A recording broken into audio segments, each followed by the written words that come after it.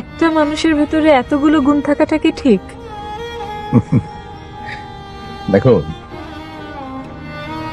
আমি সুনির্দিষ্ট কিছু কাজ করি,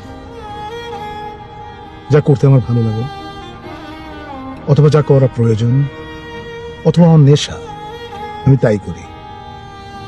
তার মধ্যে কোনো কোনো কাজকে তুমি গুণ হিসাবে চিহ্নিত করবে। সুতরাং আমি গুণী না খুনি, তার দায় এবং কৃতিত্ব কিন্তু তোমার।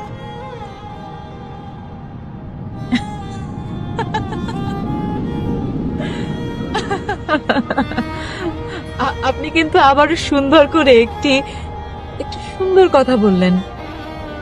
আপনি খুনি হতে যাবেন কেন? আপনি একজন গুণী মানুষ। আমার সম্পর্কে কতটুকুই বা জানো তুমি?